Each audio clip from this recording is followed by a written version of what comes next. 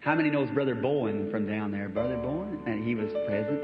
And I don't know who the brother was I come with. He had a big blue Cadillac. And I got in the car and we drove down. And I said, now, here's what's going to happen that you might know with these ministers standing there.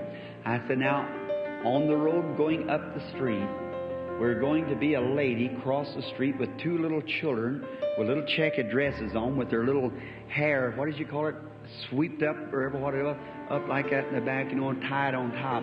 And some of these funny hairdos, I can't say nothing because I haven't got anything to do. So they fixed it up at the top. I said, it'd be two little girls, and they'll be leading those little girls. And so I said, then we're going to get in the car. Instead of going back in a blue car, we're going to get in a red-looking car. And then we're going to be on the street, and we're going to pass three young ladies in long costumes. And that comes to pass, then I have the right-of-way and God's permission to return for the service. Well, here Brother Lindsay and all of us were going along, Brother Bowen, several of the ministers talking. One of the little girls crossed the street about 3 squares away from the place we were having breakfast. I said, you see them? And he said, oh my. And we went down there. And I don't know what, I believe it's what happened to the Cadillac, but we had to get in the other car. And it was Brother Bowen's car, and it was a red-looking car. And we turned out, and you know they have a mounted police there.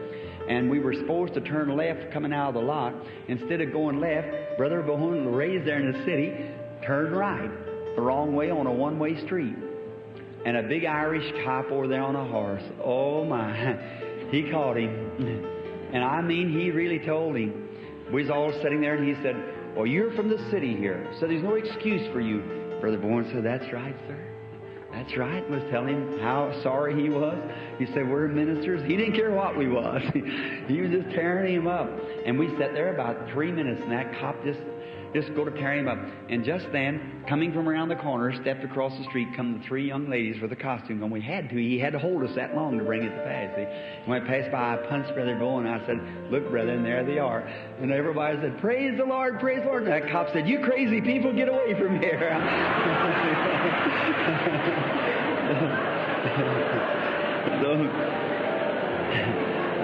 Well, they thought we were crazy, but I believe St. Paul told Agrippa, said, in the way that's called heresy, so worship I the God of our fathers. I'm glad to join with him tonight, aren't you? But that cop didn't know what they were again screaming and speaking with tongues and going on. I never heard such a bunch.